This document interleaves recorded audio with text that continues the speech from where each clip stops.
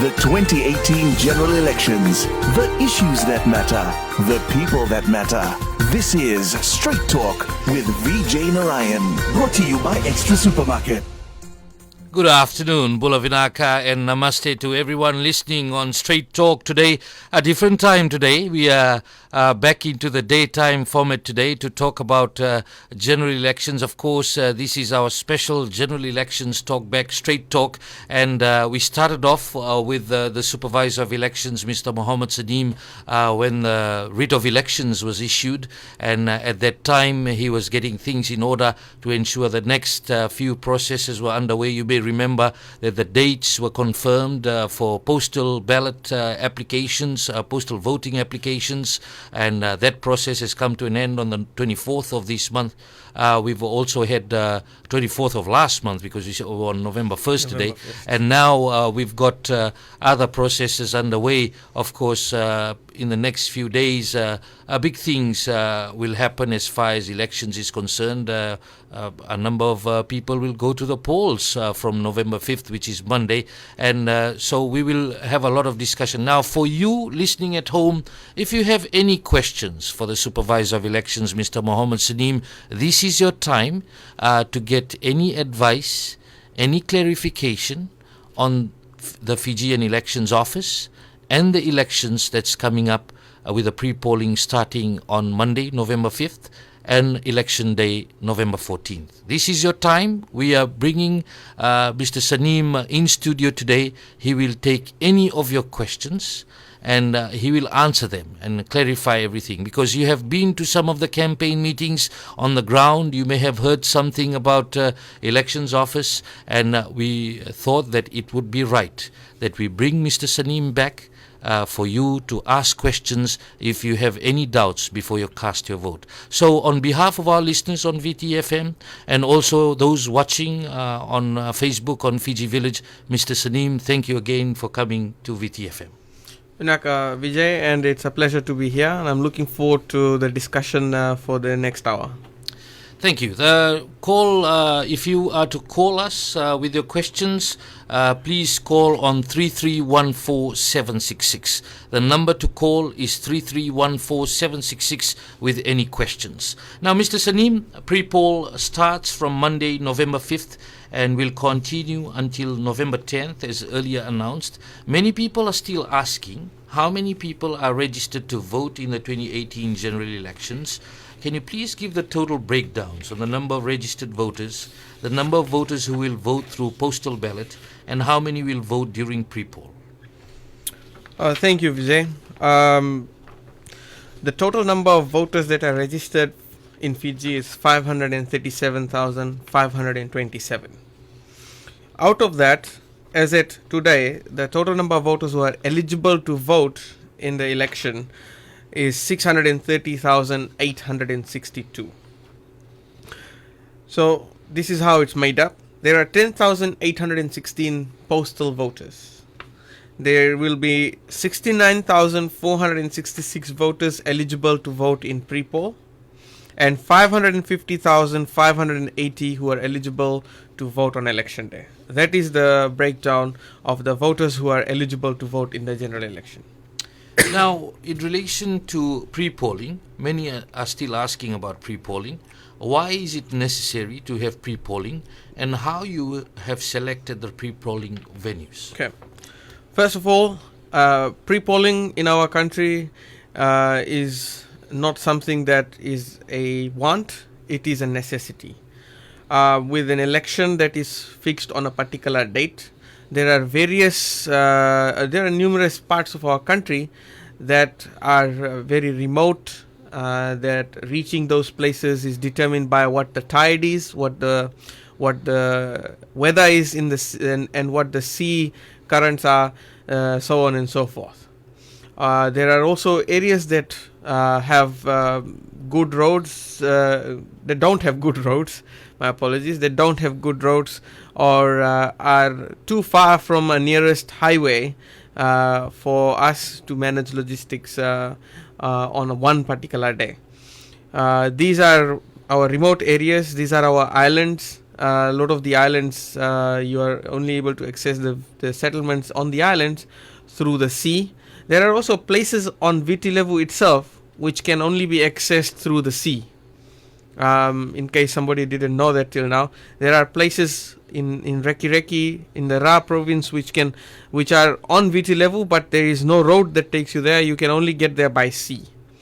And so these are some of those places where we are taking the voting to the population, and this is happening next week from the 5th of November until the 10th of November, and we will be having elections on those dates in those areas on those dates. Now, which areas will have pre-polling?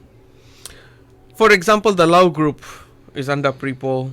Rotuma has pre-poll. Kandavu has pre-poll in the parts that you can't access. There are parts of Tavyuni that will be under pre-poll as well. There are parts of Namosi that will have pre-poll. There are interior parts of Vanua Levu that will also be under pre-poll. So these are some of them. The full schedule will also be available on our website. It has been published earlier as well. And the Fijian Elections Office has already informed the voters in these settlements about the date and the time when we will be coming there. I think I should say at this point, pre-poll is an actual election. It's not a demonstration. It's not a trailer. The votes that are cast on pre-poll will be counted on election night, and the people who have voted under pre-poll will not get to vote again. You can only vote in pre-poll if your name appears in one of those polling stations. Thank you. And for pre-polling, you'll have more details as we go further into Straight Talk this afternoon. Now, I have a question from Vatuanga Yudhishwar. Good afternoon, Yudhishwar. I just want to ask Mr. Saneem, is there any provision for senior citizen to be vote first, then you stay in the big line? Because my wife is a stick and I am too in the stick. I'm 17 years old, my wife is 69 years old. Yes, of course, if there is an elderly person who comes to vote on election day and there is a line, the Fijian Elections Office would like to inform all the voters who are in the queue to please bear with us as we allow the person who is elderly or who's suffering from disability or a pregnant lady to vote first. This is part of humanity. Those voters in the line, we urge you to show compassion and please give opportunity to the elderly citizens, the pregnant mothers and pregnant ladies, as well as to persons with disability to skip the queue and actually go ahead and vote. Vote quickly so that they don't have to stand in the queue, as it might not be good for them. So this is definitely possible, and we are encouraging all Fijians to be compassionate on that day, allow voters with disability or ladies who are pregnant or elderly citizens to vote first. Of course, there's only 500 people in every polling station maximum. The lines should not be keeping you standing there all day. It should disseminate quite quickly.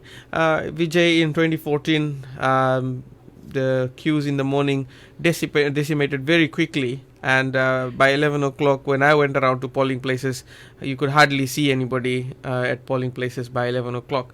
So once again, yes, but we urge everybody who's in the line to please give way so that this group of people can vote. I remember I went around in 2014 as well, and around lunchtime there was no one there because people had voted in the morning. Yes. And some people who had gone lunchtime to vote, they said they were the only ones who were in the polling station. So in relation to senior citizens, yes, you will be given preference by your fellow citizens, as the Supervisor of Elections is saying, but your officials will also take that into account as well. Yes, there is in larger venues there are venue queue controllers, and so when elderly citizens go there, our staff will be wearing the FEO bib. They can inform them, and they will be taken to the front of the line in the polling station that they are registered.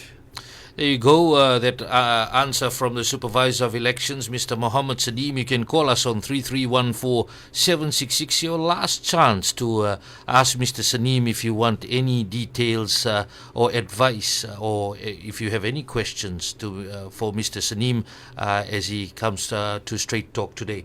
Now, in relation to pre-polling, the point to note here that some people are thinking it's like a postal ballot system, and I was telling a number of people that no, these people actually line up and vote just like November 14th. Yes. If you can explain the process, please. So, pre-polling, as you have correctly said, is very much an election day activity, but conducted over a shorter period of time and at an earlier time than the general election date. So what it means is that the Fijian Elections Office will establish a polling station at a particular location. All the voters that are registered to that polling station from the locality, from that settlement, will be entitled to vote. You cannot apply for pre-polling. You cannot register for pre-polling. If you are in that settlement and you are registered in that settlement, that's only the opportunity. That's the only reason why you will be able to vote in pre-polling. So those are the two requirements. We'll establish a polling station. Voters will be told that you have only X number of hours to come to this polling station and vote. They will come there. Voters, if there is a queue, they will queue up. They will be given the voter instruction booklet. They will be given the ballot paper. They will mark their ballot paper, and then they will fold it and put it inside a secret envelope.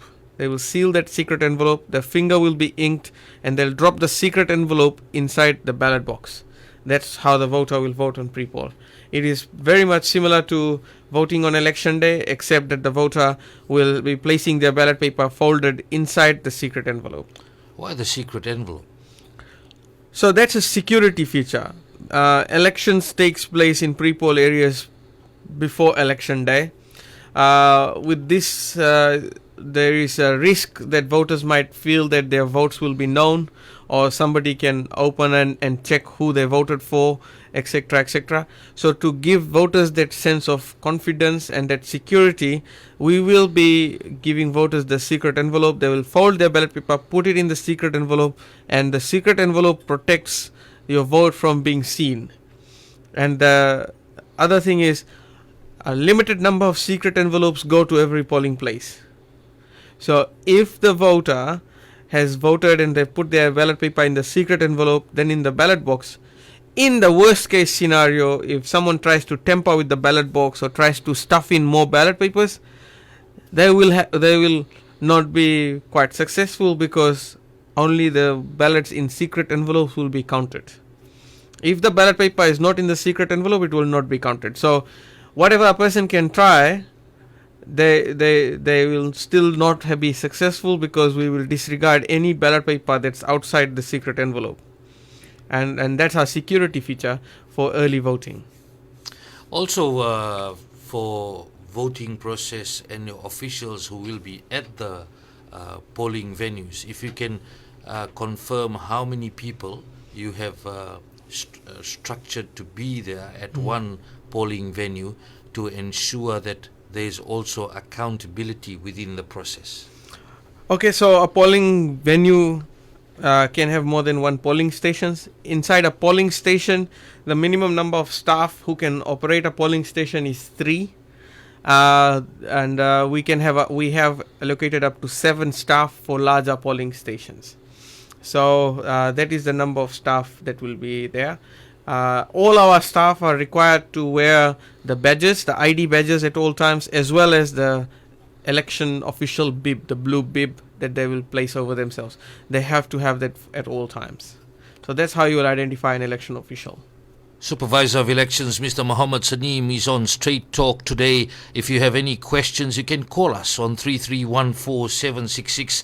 Now, talking about ballot papers, the printing of ballot papers that has been done, some people are saying such a transparent process. in going to Star Printery. Everything was shown as far as what was being done, even the transportation of the ballot papers. The media was invited to film that as it was transported from the printery to the warehouse. Talk a bit more about the printing of ballot papers, please, and explain how many ballot papers have been printed and how the distribution to polling venues will work. Well, thank you, Vijay. One of the things that we did post 2014 is that we strengthened a lot of the processes for the general election. This was to ensure that apart from voters having confidence in the system, there is high amounts of transparency to make sure that the system itself is building confidence and the processes itself. So we printed over 760,000 or 80,000 ballot papers, 760,000 ballot papers, and these ballot papers were printed at our facility, at our tendered facility, Star Printery. The printing cost of the ballot papers is not very much. It's just around $180,000 to print that many ballot papers. But the importance of maintaining the security and the importance of ensuring that there is accountability in every sheet that is printed is what the Fijian Elections Office is more concerned with. Ballot papers, of course, is the most sensitive part of the election, and we ensured that the entire facility was securely guarded by the police. We've concluded our process, we've moved out, but there will be officers at the facility right up until the conclusion of the election. That is to ensure that we are confident that once we have moved out of the facility, we have brought all the plates with us that are used for printing the ballot papers. The company has given us a commercial assurance that there will be no more printing done. This is our people, the police are there just to make sure that there is no foul play. And that is what we're doing. The printing process itself had a number of police officers there, party agents. Party agents were not there. Did you invite them? The party agents actually have been given a tent to be there. They could have been there 24/7. They had access. They were able to get a badge to be authorized entry. They only attended on 2 occasions when we held events there for transporting of ballot papers, as well as when we commenced the printing. So party agents were not there. We don't necessarily have to wait for party agents. The process is transparent. There is various other ways of recording the events, and we continued the printing process. We printed 7 days ahead of time. The printing process was very efficient. We did a lot of QAing this time in 2014 because it was a 6-month election. We had very little time to put in quality assurance processes. This time around, we put in quite a bit of quality assurance processes. We learned a few lessons as well, and of course in 2022 those lessons will be quite handy. The ballot paper printing ensured that all the ballot papers are absolutely uniform. The ballot papers that go out for postal were printed first. 20,000 ballot papers were printed for postal. And as you know, there's only 10,816 applicants, so there is a balance in the postal. But postal ballot papers are larger in length compared to election day, and the word postal is written at the back of it. A lot of the Facebook photos that you see currently is heavily folded ballot papers that have been unfolded. That's postal. Actually, I saw one candidate has actually marked his number on a postal ballot paper and put it up to show people this is how you mark the number. For me, of course, I would encourage everybody who's received a postal ballot paper not to advertise your vote. It's your right to secrecy. But that's what happened. But anyway, the ballot papers are also kept in a very secure storage. It's under double lock and grill, but it's also under heavy police guard. So the ballot papers are secure, and there are security features within the ballot paper. So if someone tries to duplicate ballot papers, it will be more than the normal effort, and it may be a futile one because it will become very obvious. We are confident of that. and the election is going to start on the 5th of November, and we'll start using the ballot papers. Now, as far as distribution of ballot papers is concerned, you're saying that for most of the polling venues, you'll have about 500 voters. Yes. So if you have 500 voters allocated for the polling venue, how many ballot papers will be dispatched to that area, and how does that work? Our plans are to have a contingency of 10%, and we only bind ballot papers into books of 50. It makes spotting and counting easy for party agents who will see the book and know it's 50. It also makes a lot of practical sense rather than having multiple sets like 10s, 20s and 50s. It creates a huge nightmare in terms of sorting. So the books are bound in 50. The 10% is the contingency. So for 500 voters, we will be sending 11 books, because voters are entitled, if they make a mistake, they're entitled to a replacement. And in the event 100 people want to replace their votes, we have the ability to transport ballot papers from our hub to the polling station to facilitate that, but we don't expect more than 10% of the people to make those mistakes and request for replacement ballot papers. So that's the plan. Every ballot book has a book number as well as a serial number. It's serial numbered in batches of 50, and the book number is of course one digit next. This is to ensure that we are able to trace which book went to what polling station, and of course we can also then trace the serial number of the book as well, to see how many ballots have been dispatched. So that's the security there. Supervisor of Elections, Mr. Mohammed Saneem, is on Straight Talk, and I've got a question here, Mr. Saneem.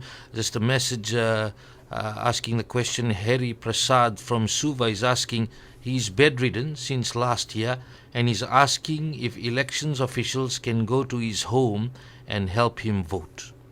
Well, a person who is bedridden and may not be able to come to a polling place should have applied for a postal vote, and postal vote would have been delivered to him by now. In fact, we finished sending all the postal votes to the courier companies yesterday. A lot of people are sending us messages telling us that they've received their postal votes. So anyone who could not make it, as I said on the last show, if anyone cannot make it to the polling station, they should apply for a postal vote without delay, so that we can dispatch your postal votes. Postal votes have actually started coming back, meaning people have already marked their ballot paper and sent it back, and this is good. We would like at least 100% back. And so for Mr. Harry Prasad, we will not be able to come to your house on election day. Your option was to apply for a postal vote. If the alternative is, if you can come to the polling station, the presiding officer, if informed, will be able to bring a ballot book, ballot paper, ballot box out to you in the car and help you to mark your vote. So message there for those who are bedridden. The best option, as we had said in the last Straight Talk with the Supervisor of Elections, the best option is to have postal voting. And postal voting was, the applications are open, as I said, that closed on the 24th of last month. Edwin from Tamavua has the next question. Good afternoon, Edwin. Okay, thank you. I have a question for the Supervisor of Election. My question is, what happens to a candidate who actually been disqualified on the eve of a national election after the ballot paper has actually been proven? What happened to the votes that have actually been casted on that particular candidate?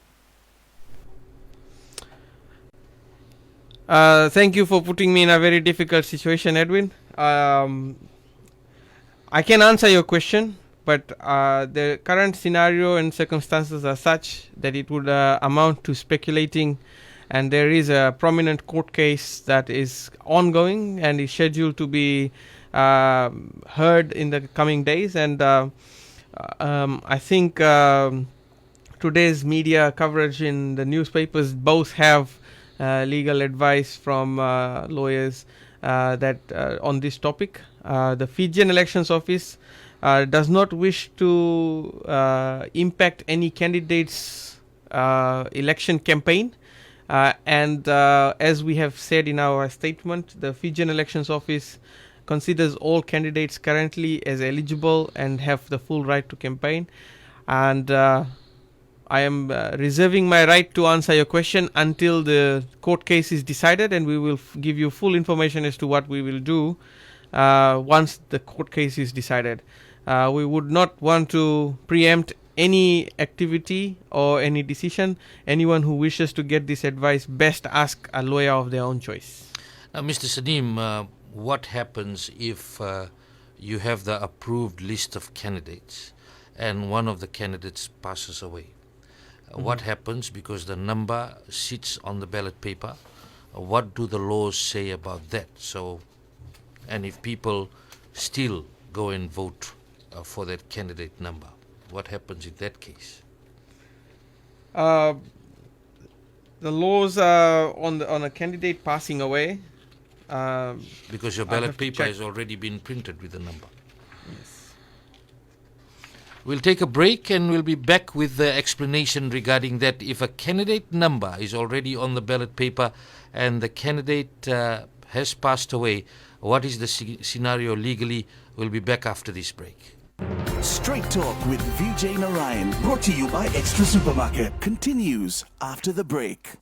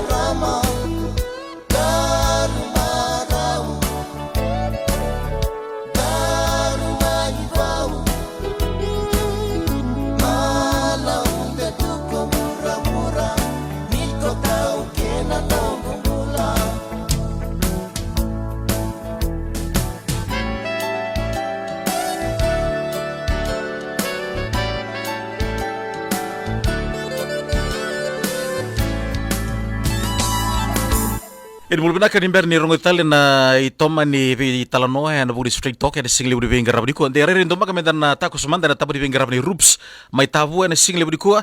Ropati matai mulbina kamana. Tamane venga rabdi ko kini rups bibi tamani ko kribul kini tsumle vorta ki bikenda na single budi venga budi ko. Ko mati mana bana roba sablu kini $1 kini bana roba sablu kini $1 na double bank mana on roba sablu kini $1 kini tolan roba sablu kini wala $1. Wodo puna bana roba sablu kini $1 kini bana roba sablu kini wala $1.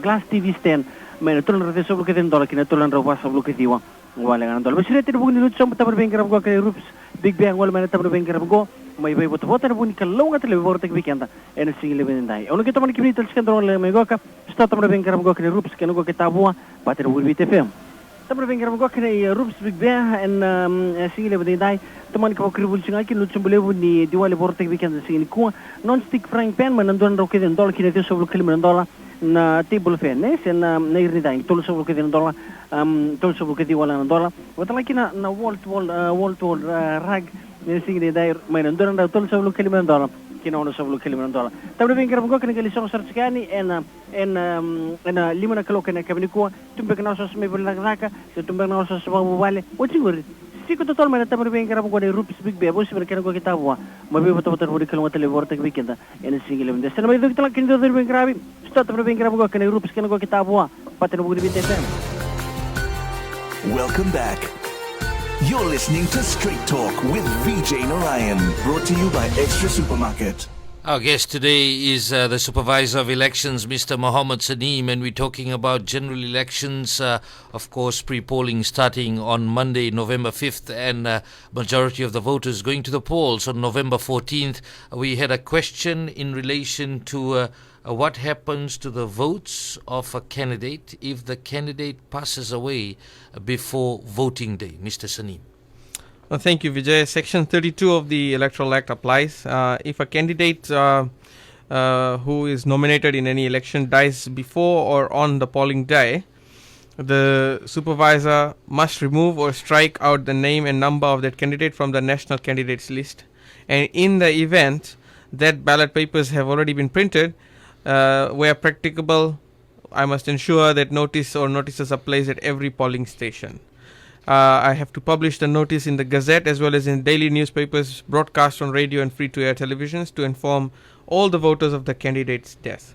This means that if the candidate dies and they have received any votes, those votes will become invalid. So basically, if anything happens to a candidate and their number is already on the ballot paper, that vote will become invalid? If the candidate dies, then if they have received votes, those votes will be regarded as invalid and not counted in any way for the purposes of determining seats. Thank you, Mr. Saneem. We have a question from Tangi from Nosori. Good afternoon, Tangi.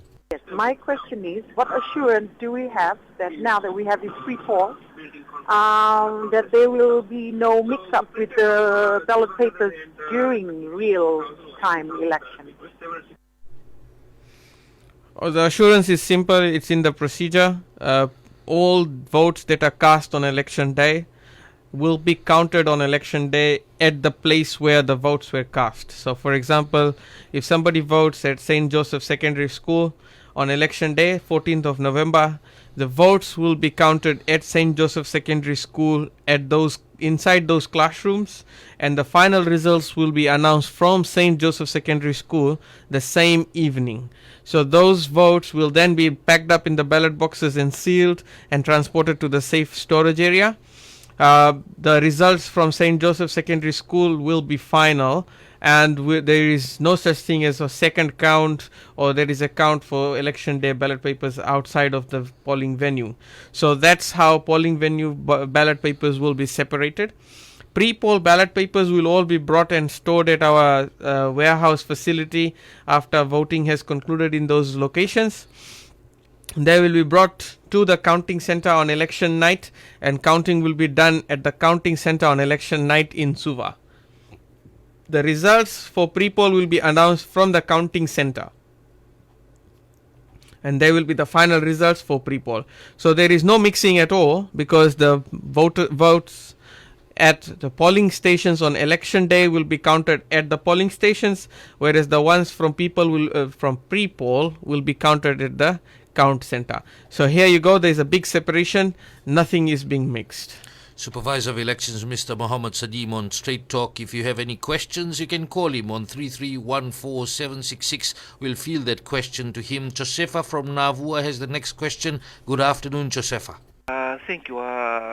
We have received the VIB, and we are confused with the content in the because the numbers are there, but the party symbols, we don't know who represent, like 508, Nand Joseph Nitya represent which party, which candidate represents which party, because in villages they will be totally confused who to vote for, because the numbers are only there, they don't identify their party symbols.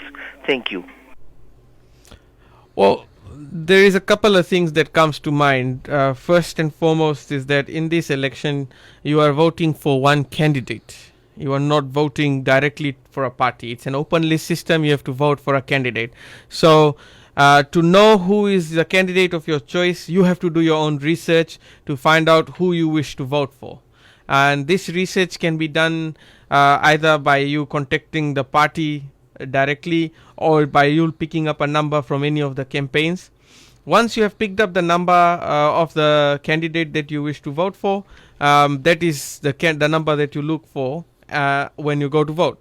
Now, the second way to answer your question is that if you wish to know which number belongs to which party, and you have a party of preference, you can then ask that party to give you the numbers of the candidates from that party, so you can select the candidate you wish to vote for. Once again, please note, you only have to vote for a candidate. So at the time you are inside the polling station, your candidate's photo, number and name will be in a book that we will give you. The last answer is that the law says the Fijian Elections Office is required to publish the national candidates list, which must contain the number, photo and name of the candidates that are eligible to contest the general election, and that is the book we have published and distributed as widely as possible. Someone would say, but that goes against common sense. Unfortunately, one thing you must realize, the system is to vote for a candidate. If your person wishes to dig further and find out which party, etc., that responsibility goes to the voter. I think there is abundance of information available in Fiji. Parties are publishing their full lists, etc. on various platforms. The voter will be able to get that access. Thank you, the Supervisor of Elections, Mr. Mohammed Saneem. You can call on 3314766 with questions. Just to highlight to our listeners who do not have access to the Electoral Act, you could check section 33 of the Electoral Act. I'll read it out to you. If an independent candidate or a party candidate who is duly nominated in any election ceases to be eligible under the Constitution or under the Electoral Act to be nominated as a candidate for election to Parliament at any time before the polling day, the Electoral Commission shall disqualify that candidate, and the supervisor must remove the name and number of that candidate from the national candidates list. In the event that ballot papers had already been printed, the supervisor must, where practicable, ensure that a notice or notices are placed at every polling station. Now, the supervisor shall immediately ensure that appropriate public notice is published informing voters of the candidate's disqualification. No new nomination may be made to replace any candidate, because that has closed. And that cannot be done. For the avoidance of doubt, any vote cast for a candidate who is disqualified before the polling day and before voting day shall be deemed to be invalid and shall not be counted in any way for the purposes of determining the results of the election. So that's in the Electoral Act. We know that some listeners have been sending the messages. Section 33 of the Electoral Act, I'm giving you that section. That's what's written there, and you can also get a copy if you want to read further and get some advice on it, but that's what the section states. Clearly states what happens if a person is disqualified who was a candidate or is a candidate before voting day. Now, Mr. Saneem, parties have submitted the declaration of assets and liabilities of all candidates and the parties. It was printed in the newspaper. Where can people have access to this? From the newspaper. Only newspaper, so there will If be someone more wants to printing of it, or the law requires us to print it only once. If someone would like to inspect it, they can write to the Supervisor of Elections, and we will give them access to those documents at our headquarters.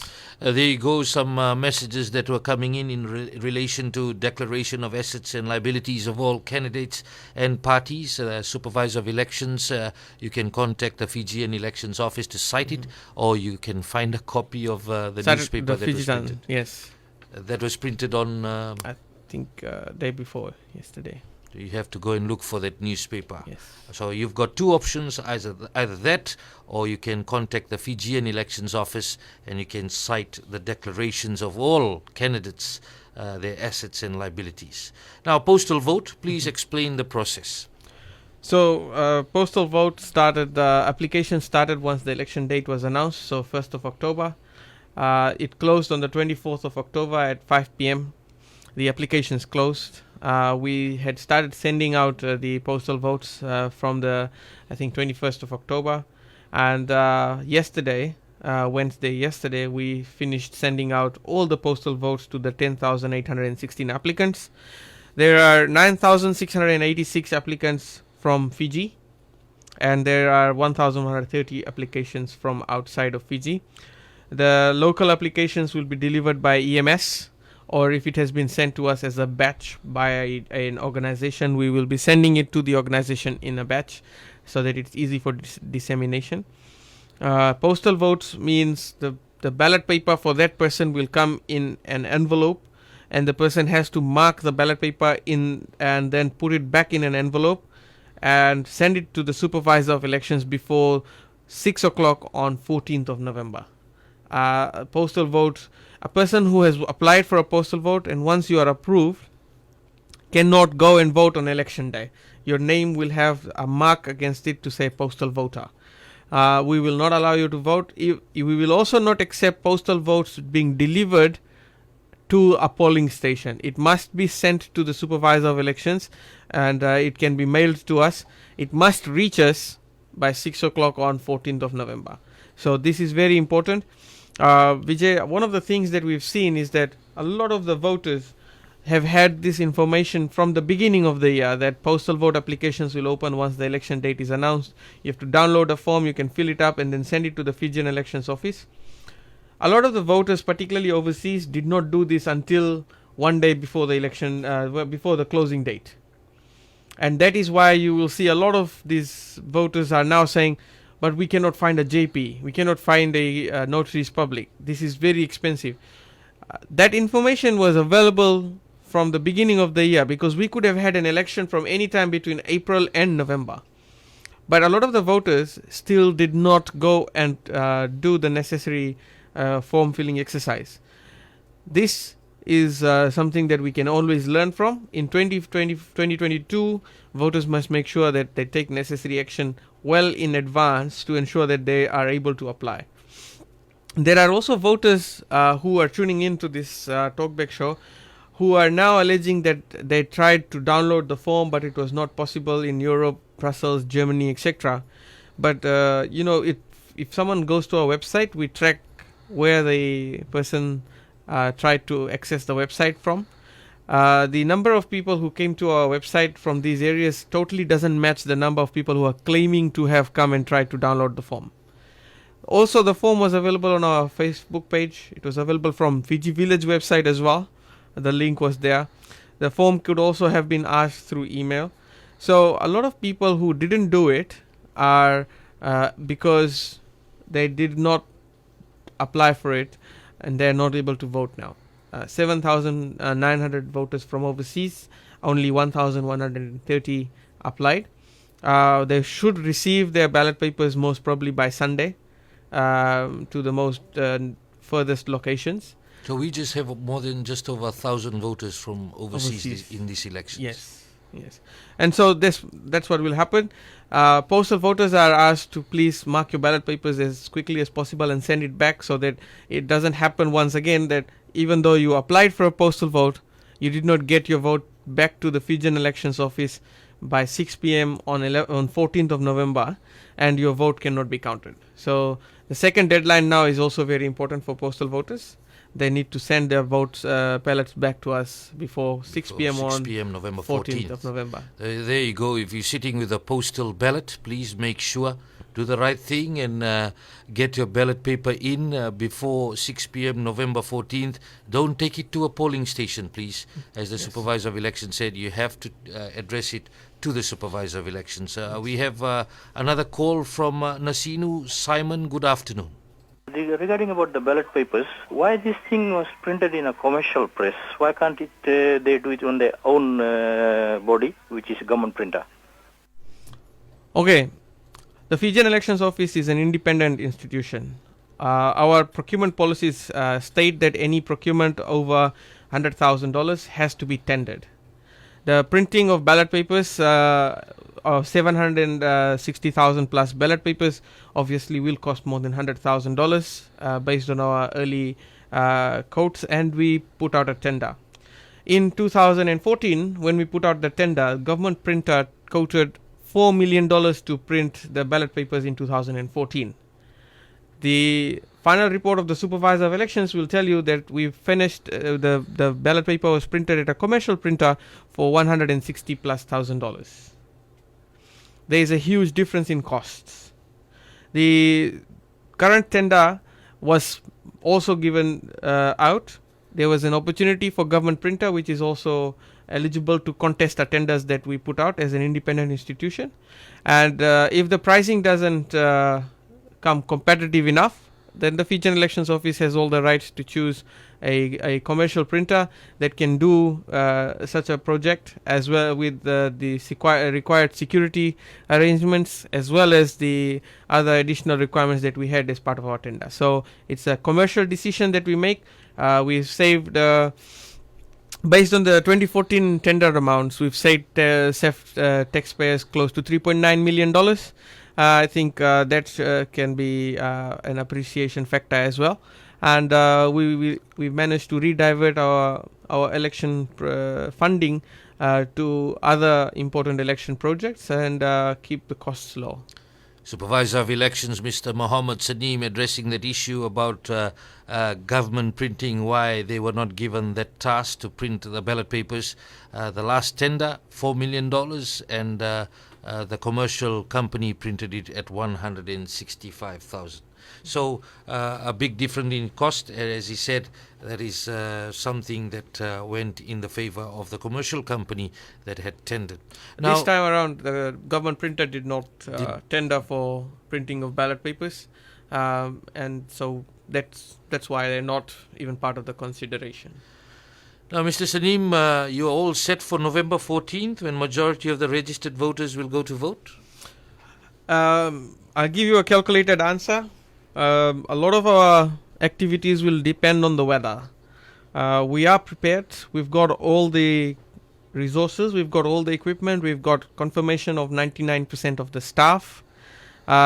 We have all the preparations ready. Our shed supplier has commenced the construction of sheds as early as now in majority of the places, and on election day we should have all these sheds ready and available to us. We are ready, and we are now in the stage of packing. We finished packing pre-poll materials 2 days early, and we have now started packing election day materials, and next week pre-poll starts, and that will be the first time we will get to test our preparations, and if there are any modifications that we have to do in the last minute to ensure we are able to deliver the election. All depends on the weather as well. The weatherman predicts a clear week next week for us, but looking outside at the skies today, I see rain. Maybe just the super rain, but you gotta trust the weatherman. I trust the weatherman, but there's always other things that happen. We are currently on standby with all the ships, all the planes, all the helicopters are on standby as per our tenders, ready to take the pre-poll teams out. And I believe there was no objection to you also continuing with pre-polling on Diwali Day? Yes, Diwali public holiday falls in the week of pre-poll, and since we had already modified all our plans significantly to ensure that we reduce pre-poll timing from 2 weeks to 1 week, we noted that Diwali day falls on the Wednesday of pre-poll, and we have over 160 polling places scheduled for pre-poll on that day. So what we did, we consulted with the representatives of the major communities that are celebrating the occasion, and they agreed for us to continue on the basis that staff who are celebrating the event are not affected, as well as voters on the day are not kept at the polling place for the whole day or the whole evening. So yes, we've made those necessary amendments in our procedures to ensure that staff as well as voters are not adversely affected, and because the pre-poll happens in the daytime and not for the whole day but for shorter period of time, we believe that minimal disruptions will come in anyone who is preparing for the event, as well as for any staff who is participating in the event. You're listening to Straight Talk. We'll be back after this break. Straight Talk with Vijay Narayan, brought to you by Extra Supermarket, continues after the break.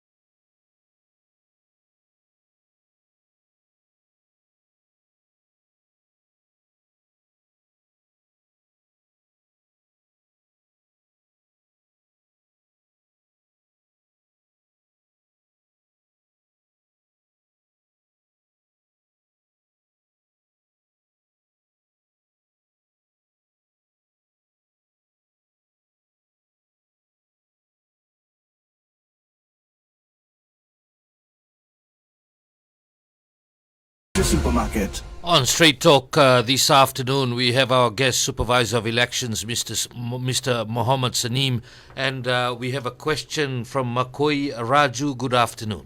The question is this. We have a handbook, and the handbook got all the candidates listed on the handbook. Likewise, when we go to the polling station, we have all the candidates on the ballot papers, right? So basically, the question here is that if a voter votes for one candidate there, and then later on, if that party wins the overall, the votes, right? Those people that has not been voted for in that particular party, basically like he has got very little vote, do they automatically go into parliament? It's a modified open list proportional system where a candidate can get into parliament even though they received lesser votes than a candidate in a party that did not make it into parliament. That is the system.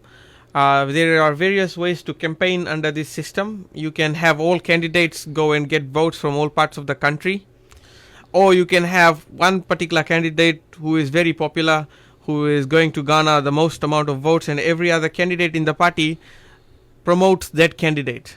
So once that candidate gets, say, maximum in the last election, one candidate got 202,000 votes. And then because of the number of votes by that candidate, the party raked in 26 seats itself. And then with the 26 seats from the party, 25 members from the party got to get into parliament, even though they did not have as many votes as maybe other parties' candidates that did not get into parliament. So that is the electoral system. It's a open list proportional system suitable for a national constituency system that we have, and it all depends on the strategy. It's like when you look at the game of soccer, Real Madrid has a different formation versus Manchester United, which has a different formation, versus Barcelona, which has a different formation. Now that the main striker Cristiano Ronaldo has gone to Juventus, they've also changed their format, the formation. And this is because you play on the strengths of your players. If you see Barcelona always has Messi as the lone striker, or usually Messi plays with two in front and then everybody else feeds into it, have a bigger midfield. That's how it works, ladies and gentlemen. You field your team based on the formation of your team is based on the strengths of your players. If you know that you have a star striker, you will field that star striker and make sure that everybody else is able to feed that person with the ball so that the person is able to score as many as the team can win. So that's how it goes. It's nothing wrong with the system, but the game is such, and you have to field your team based on the strengths of your players that you have, and the winning strategy depends on how you actually contest the election. Unfortunately, Man United and Real Madrid are not doing well recently. Now, just in relation to the question about some people say, can the leader of the party, or when the votes are tallied up, decide to get anyone from within his or her list? And if you can explain about the ranking according to the majority vote cast to the least, and the ranking, how it takes place. This is an open list system, so this means that a candidate within the party is not only campaigning to compete against candidates from the other party, but the candidates within the party also compete against themselves. The leader has absolutely no choice in selecting who he or she wishes to see in parliament. The candidates will have to win votes themselves so that they rank above the next candidate in the same party, so that they are in parliament and not outside of parliament. So if in the event a party wins 10 seats, the candidates within the party that have the highest number of votes, the top 10 candidates, will be in parliament. Candidate number 11 will be outside of parliament. It's not that the leader... It can also be that the leader of a particular party is candidate number 11. The leader goes out. And the leader is out, and then they have to elect a new leader within the party because the leader is out of parliament.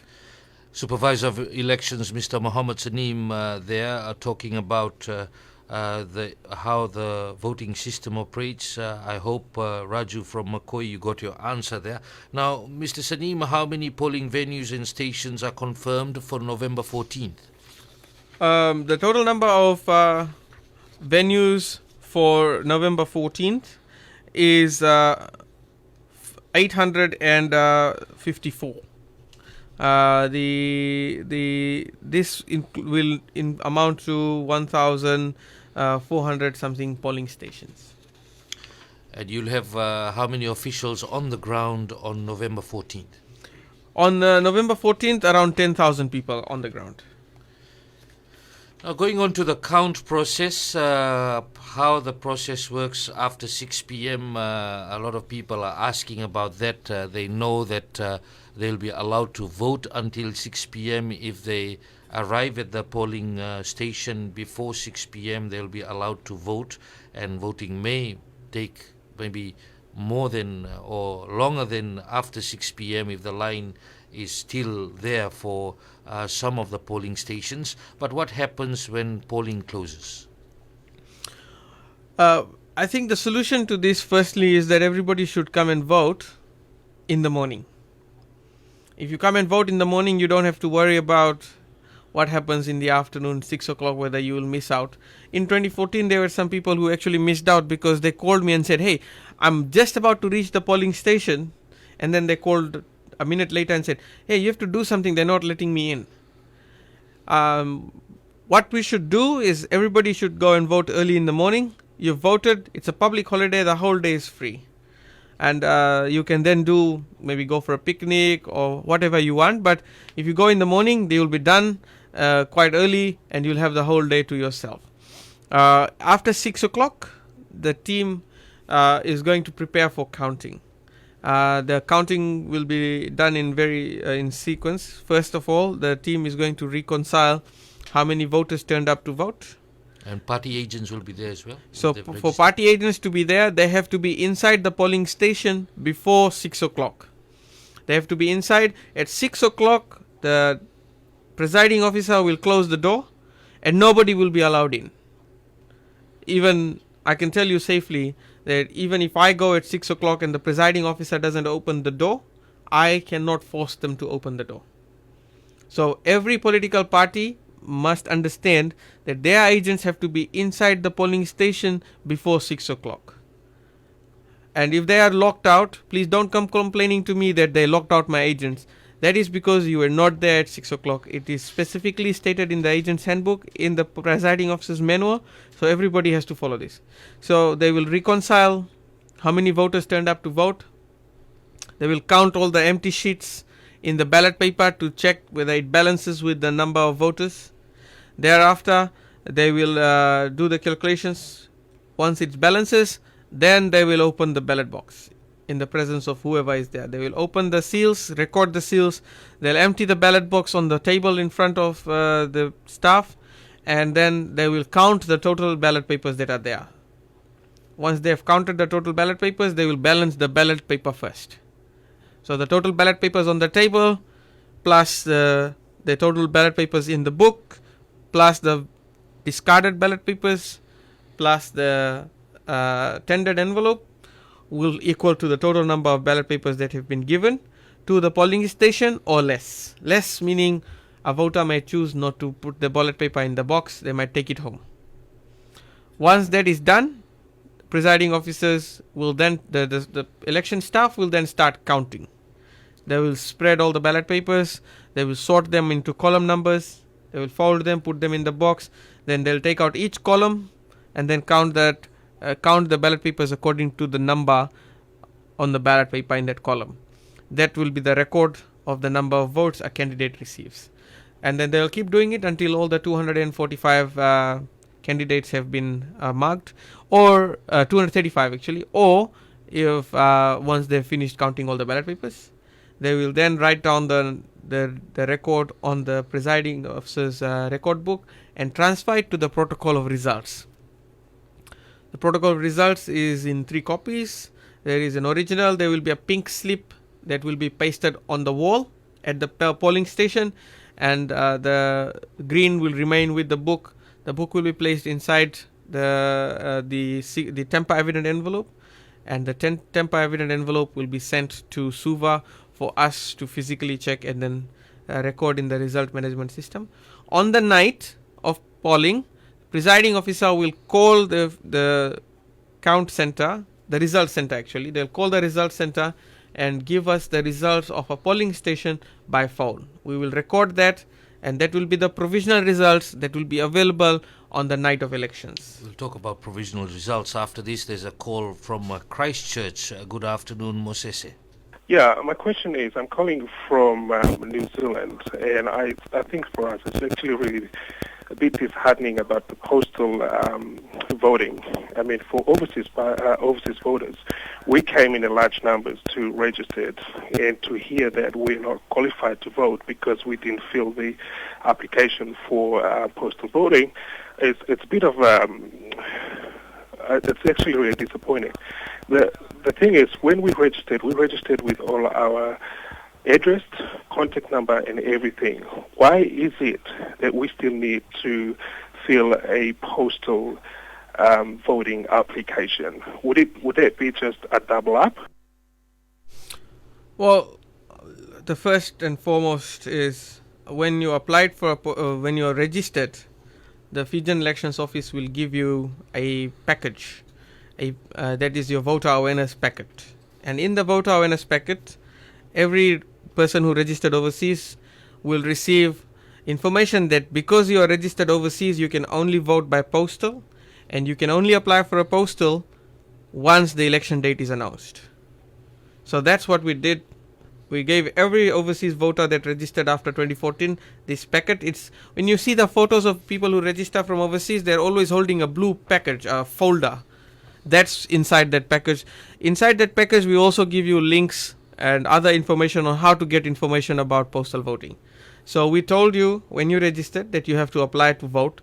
The reason why you have to apply for a postal vote is because people overseas do not have access to the Fijian Elections Office as the people in Fiji do. So if you change your address, if you move, we might end up sending 7,000 postal applications through DHL, 7,000 postal ballots through DHL to locations where the person no longer lives.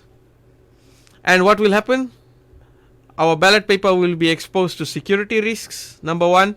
Number two, the considerable costs involved in sending materials overseas. That means if 1,000 people have applied this time, and if there is only, let's just say for scenario's sake, the postal ballots will only reach those 1,000 people. We've wasted money and wasted the time and effort to send material to 6,000 people who have either moved, etc. Now, that's why you have to apply to tell us what your current address is, and the ballot material will be sent to your current address.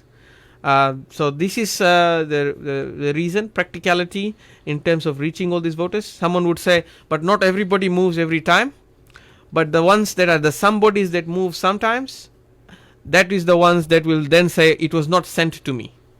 So might as well make it fair across the board. Everybody applies and they send it across to us. We will process it and we will send you your ballot paper. There you go. For those overseas registered voters, you still have to apply for postal voting.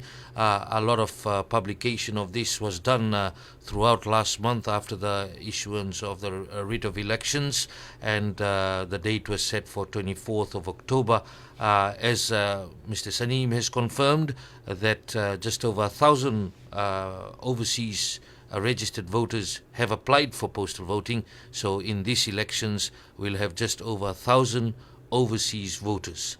Now, going on to the next issue about provisional results. People want to know what happens after 6 p.m. And of course, you've set some timelines on when announcements will be coming. If you can give more details about that. Okay, thank you, Vijay. I think this gives me a great opportunity to explain how results will be announced in this election. There is provisional results and then there will be final results. Provisional results are results that are telephoned to us from various polling stations on the night of elections. These results will carry high degree of accuracy. because the same presiding officer will then sign this document and send it to us to say this is the results for my polling station. On election night, every media organization as well as on every channel that the FAO operates will be giving you results that are provisional. These results, as I said, are found in results, and it's meant to give you an indication of which way the election is going. If you see Australian election, New Zealand election or the US election, you will also see the same thing happening. You will get results on the night. Results on the night, these are also in those countries provisional results. So we are doing the same.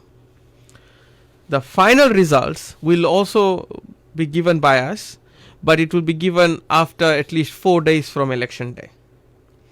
In 2014, what we did was we gave you provisional results till 7 a.m.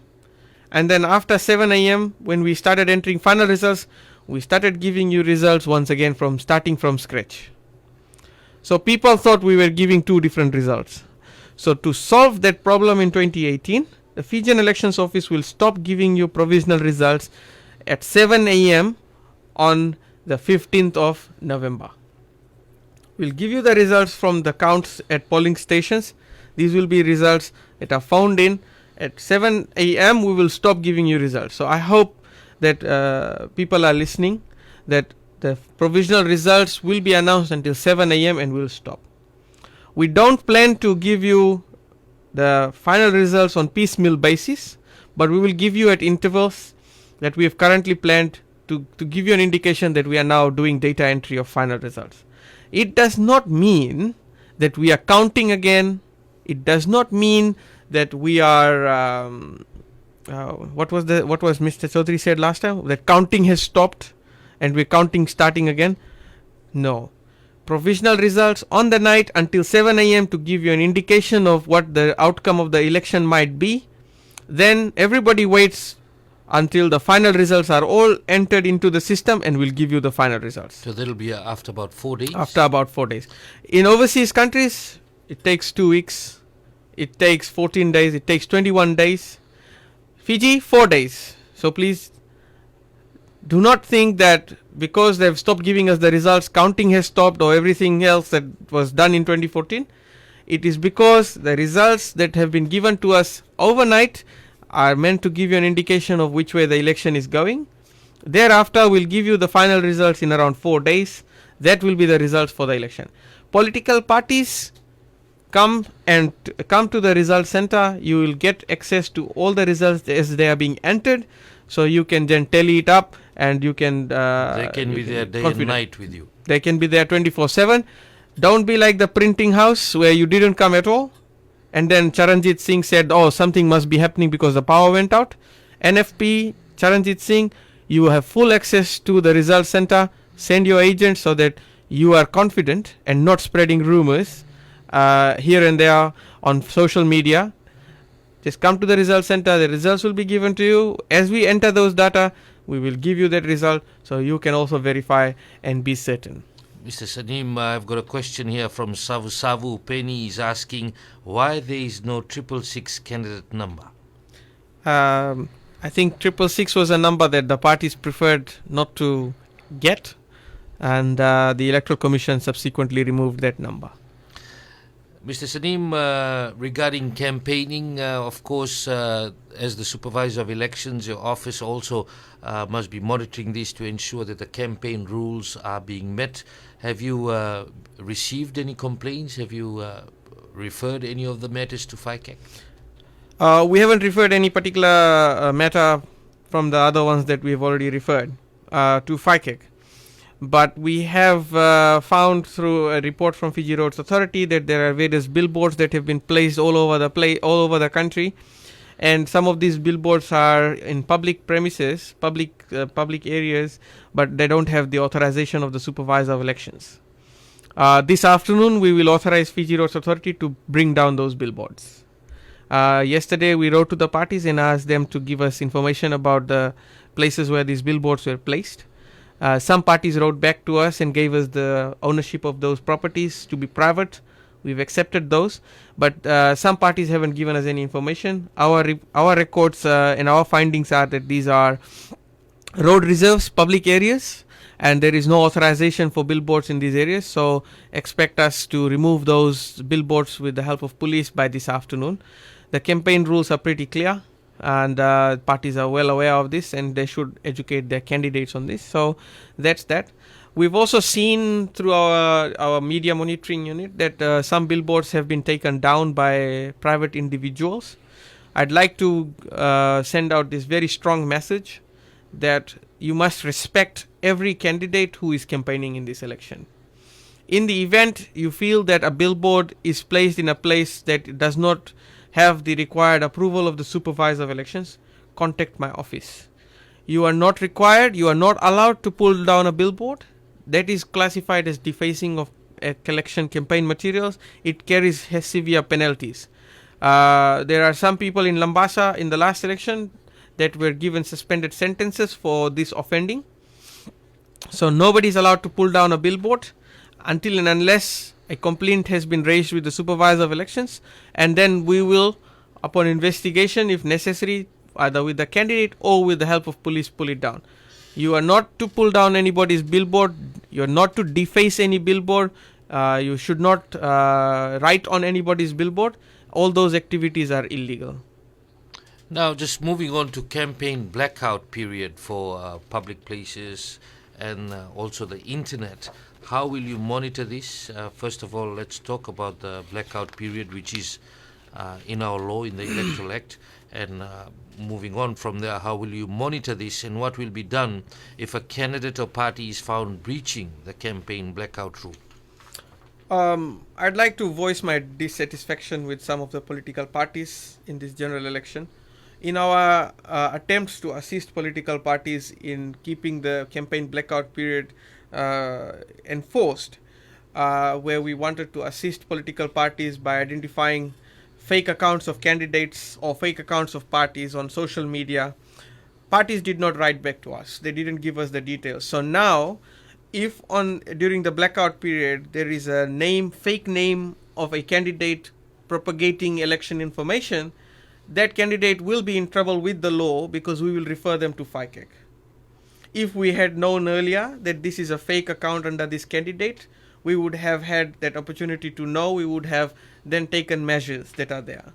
But because parties like Labour Party in Sodelpa wrote to us and said that's private information, said no problem. Now, if there is a breach under Section 63 of blackout period during that time because the fake account is propagating election campaign materials, these party candidates will end up with FICAC. They'll have to deal with it on their own. So all they needed to do was give us the official IDs, the official handles. Any of the parties have done that? Yes, we've received 3 parties that have given us the official handles. Which parties have done that? So we've received Fiji First, we've received Hope, and I think we've received the National Federation Party details. But the other parties haven't given it to us, and it is only meant to assist candidates from being entangled in a Section 63 investigation, which is breach of the campaign blackout period. The Fijian Elections Office asked parties to give us these details so that we could assist in keeping tab on this. Parties didn't do it. Candidates from these political parties, if anything like this now happens, as they say in Fiji, don't blame us. But anyway, campaign blackout, what it means is that 48 hours, so from 7:30 a.m. on the 12th of November, everybody is prohibited from campaigning. Candidates, political parties, political party representatives, officials of political parties, officials hired by candidates cannot campaign. So if I have a bumper sticker in my car for a political party, I have to take it out myself. If I have a windscreen sticker of a political party on my car, I have to take it out. Just for clarity's sake, I will never have one because I hold a neutral office, but this is just an example. This is to prevent the voter from being tortured with campaign materials. The voter is given 2 days to relax their mind, 2 days to think about the information that they have received in the last 3 weeks and what they wish to do with that information and who they wish to vote for. So therefore, it's a ban on campaigning 48 hours before election day. Starts at 7:30 a.m. on the 12th of November, and everybody needs to follow that. So someone will say, what about if I want to ask a party a question? Excuse me. You can call the party. You can go to the party and ask the question. But you cannot go to the party's social media page and say, give me this information. Or you cannot go to a candidate's page and say, give me this information. Because then, when the candidate replies, the social media pages are already public. It will amount to campaign. Now, what happens if someone creates a fake account of a candidate? So, fake account of a candidate will have a different ID compared to the official account. Now, for the parties that have given us the official account, we will know that this is an official account. But if it is a fake account and we haven't got your official account yet, we will treat it as the official page of the party person. So we will refer it to FICAC. We will even apply for an injunction to stop the candidate from doing this. Or if FICAC finds probable cause, they might even arrest the candidate. So the idea is campaign blackout is there for a reason. It's allowed given time to the voter to rest, to think about what the voter has heard or seen in the last 3 weeks, and then make a decision. This is very important. All political parties must educate their candidates about this. This is a law that they all need to follow. Ignorance of the law will not be an excuse. And we certainly cannot, because we've asked parties to help us with this. Some parties like Fiji Labour Party have not decided not to help us. So Delpa has decided not to help us with it. So they have to now police this on their own. First, you don't go and propagate information or campaign on your own. And your supporters must also stop. So it is very important that parties keep an eye on this. And Section 63 is relevant. Now, what about voting day? Election day, you can't campaign as well inside the polling station and inside the 300-meter boundary, as well as during the day until the voting closes. So campaigning is stopped. So candidates have to be very careful when they come to vote. Please don't wear any material that would be amounting to campaign on when you come to vote. You have to be very careful. A presence of a candidate at a polling station should be for the purposes of voting only. Once you have voted, please leave. That's the Supervisor of Elections, Mr. Mohammed Saneem, clarifying a number of issues there, and also the callers that have called in. I hope that you have received all the clarifications, and for some of the information, as Mr. Saneem has said, you can contact the Fijian Elections Office. For example, those who are asking to cite the declaration of assets and liabilities of candidates and parties, you still have that option. You can contact the Fijian Elections Office, and that you will be assisted. Postal voting, that is closed now. Now, for those who have the postal ballots, you have to submit your ballots to the Supervisor of Elections before 6 p.m. November 14th. Of course, pre-polling starts from Monday, November 5th, and that will run through till November 10th. Mr. Saneem, just before we finish off, any final advice to the voters? Thank you, Vijay. The voter instruction booklet is now available. Voters can either download a copy or obtain a copy from any of our Fijian Elections Office website. We will also be doing house-to-house distribution all over the urban centers. So please tie your dogs, let our people in, take the book, read it.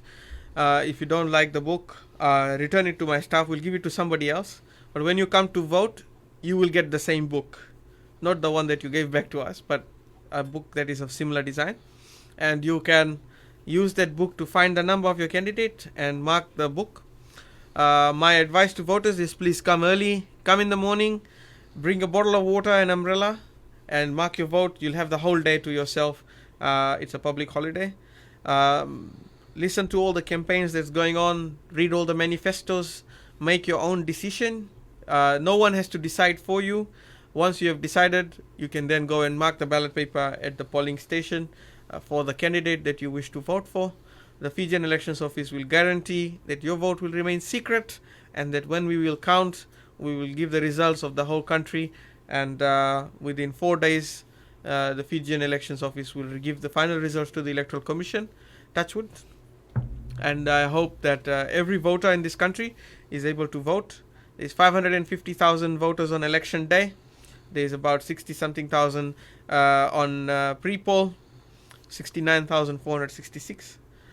Every voter has the right to vote. I urge every voter to come forward and vote. We should have a turnout of more than 80%.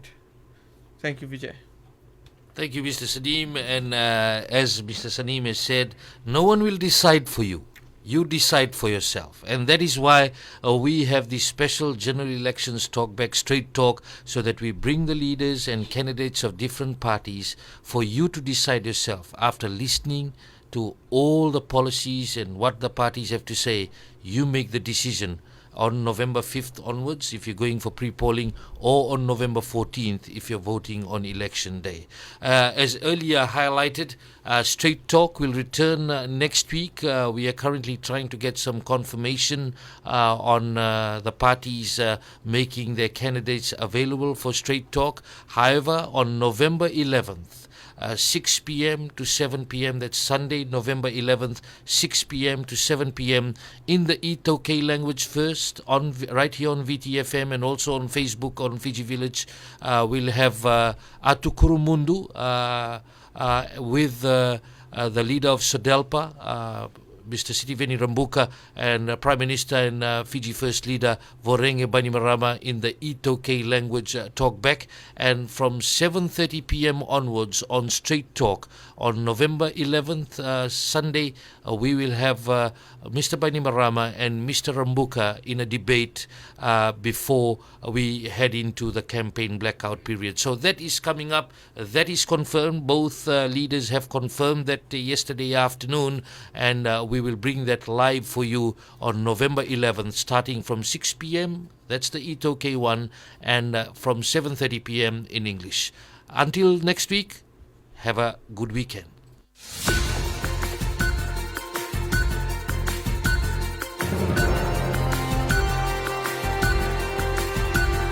The 2018 general elections, the issues that matter, the people that matter.